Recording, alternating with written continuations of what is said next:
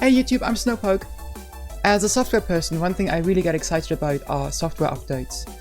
So now that Splatoon has received its final feature update, I would like to create a little tier list of which of those updates were the best ones. Feature updates means I'm going to skip those updates that only had balance adjustment. I'll assign each update a tier from C tier to X tier, and next week I'm going to go through the very best updates and create a top 3. First feature update we got was version 1.2.0 on August 23rd, 2017. So that's about 1 month after release. 1.2.0 was a very strong update. It didn't only give us Manta Maria, a map that in my experience is decently popular. We also got the promised Bubble Blower special and a new salmon run map called Lost Outpost.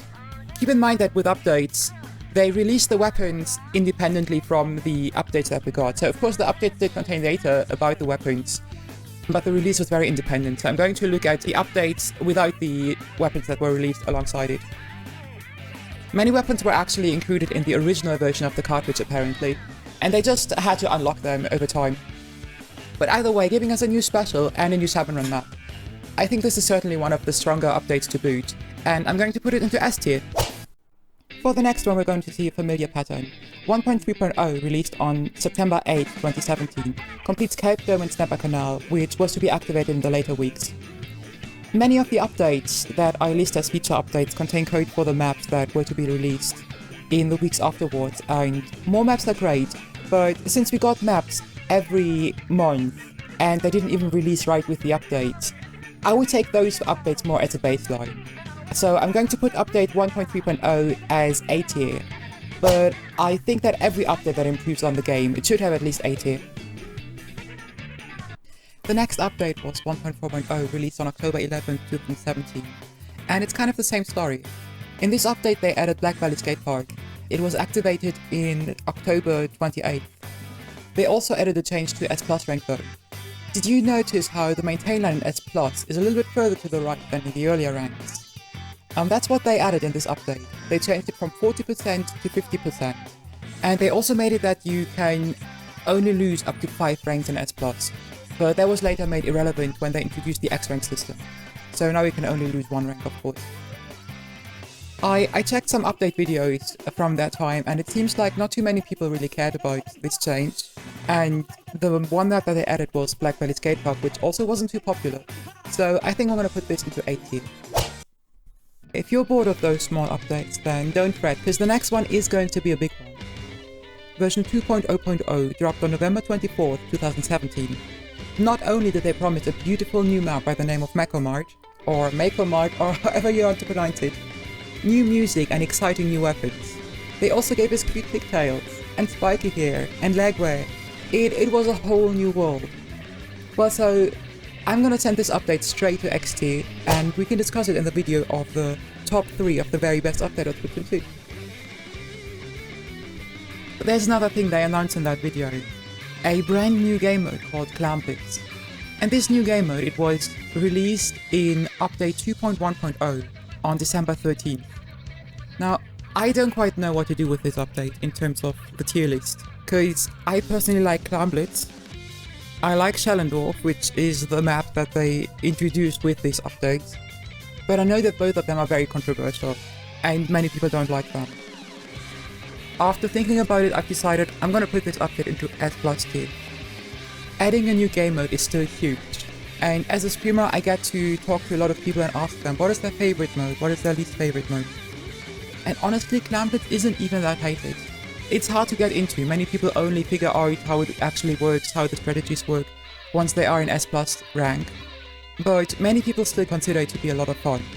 I think it does deserve to be an S+ tier, but if it was universally loved, it would definitely be X tier. While with all the controversy around it, I think S+ tier is still reasonable. Okay, so those updates, they brought a lot of new stuff. They were very exciting. Nintendo's actually going to ramp it up on the updates pretty soon. But first, there are some new map updates. Update 2.2.0 from January 2018 gave us Arana Mall, and update 2.3.0 from February 2018 gave us Goby Arena. You might notice a pattern here actually, how they alternated between rehashes of previous Splatoon 1 maps and the introduction of newer maps.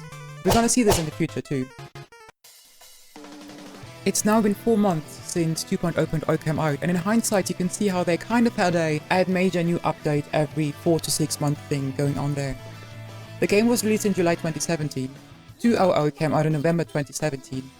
In April 2018, it was time for version 3.0.0.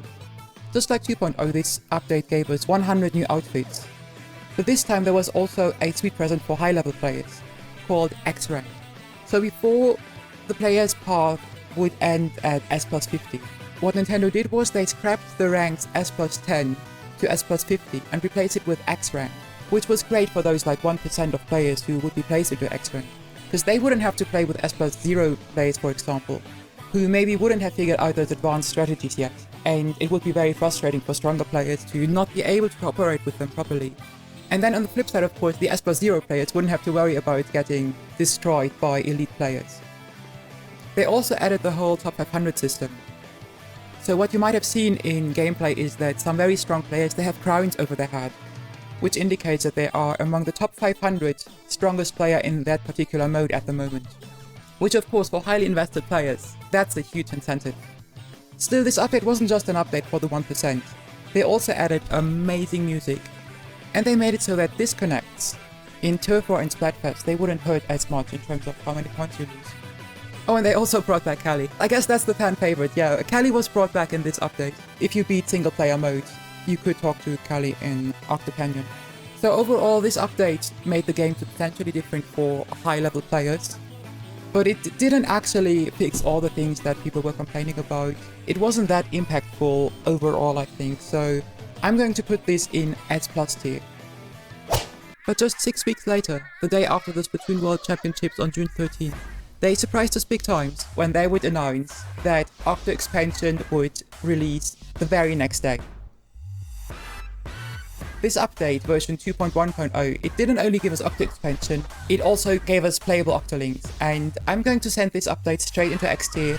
Let's move on with one more thing they mentioned during the Splatoon World Championships, that being that they would provide Splatoon with 1 extra year of feature updates.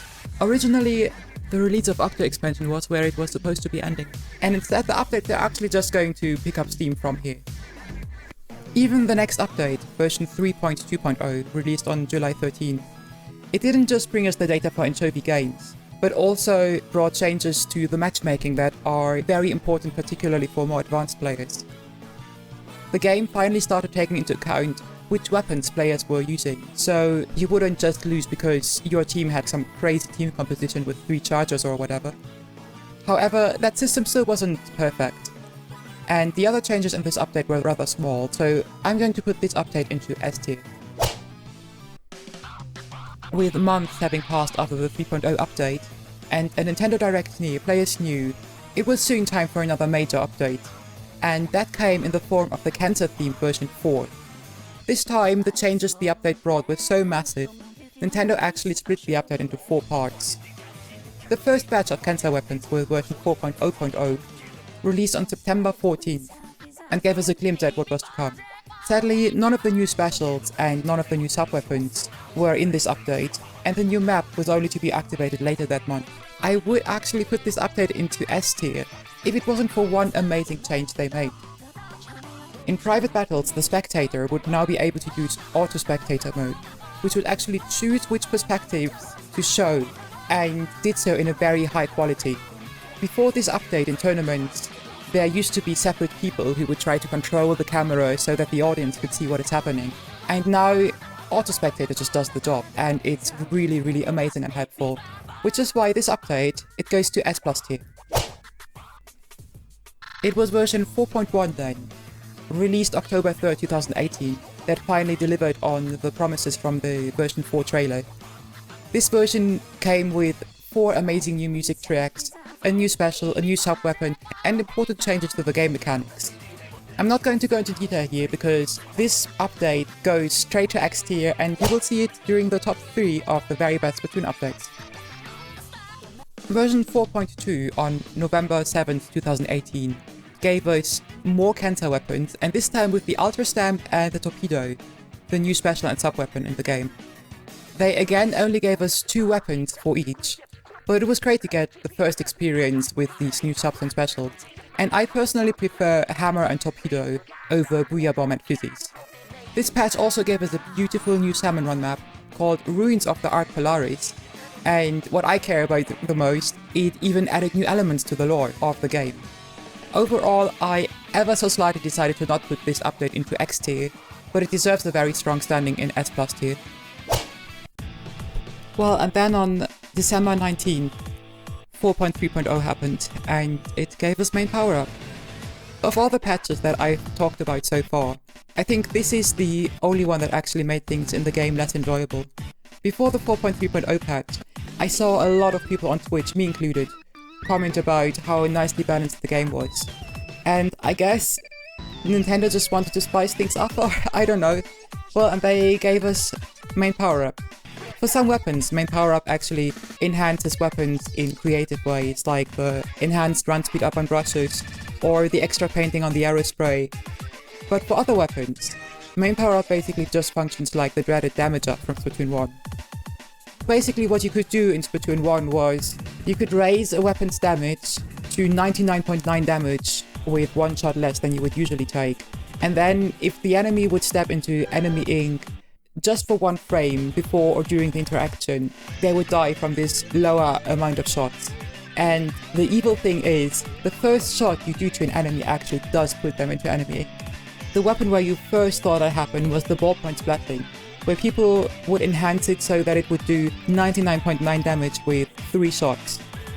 This actually got patched by Nintendo pretty soon, but after that the Cancel Special Shot Pro became popular, which can do 99.9 damage with 2 shots if you apply a lot of main power up. In February 2019, the Cancel Special Shot Pro rose to the 3rd most popular weapon among high-level players. Ever since it had actually been the most popular weapon, the most used weapon among those players. And that with a wide margin. If you look at high-level tournaments, you can see that many teams run at least 1, maybe even 2 Cancel Special Shot Pros with a lot of main power-up. Even if they nerf those Cancel Pros, there are actually other weapons that can also do 99.9 damage, like the L3 Nozzle Nose or Splatoons. Fixing this is going to take a while, and many people find it aggravating to die to a weapon that they're usually not supposed to die to. So I have to put this update into C tier.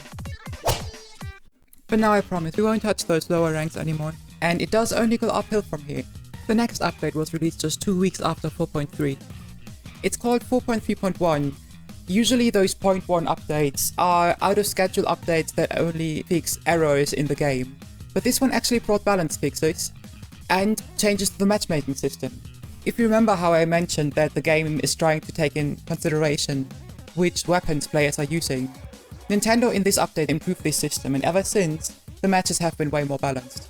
Just this little change on its own makes this update in my mind deserve to be placed in S tier.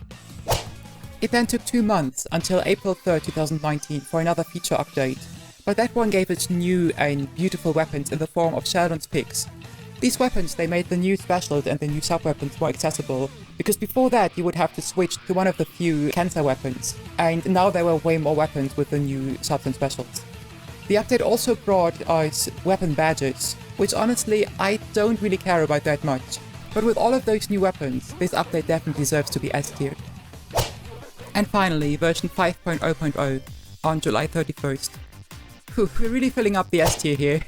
Despite its name, this update is actually fairly small, but it does give us playable Splatfest stages in private battles.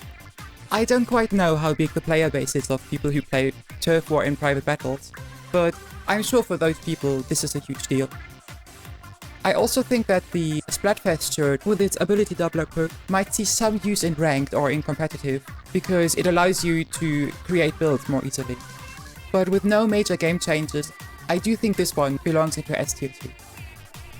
And there we go everybody. We just went through all the feature updates of Splatoon 2.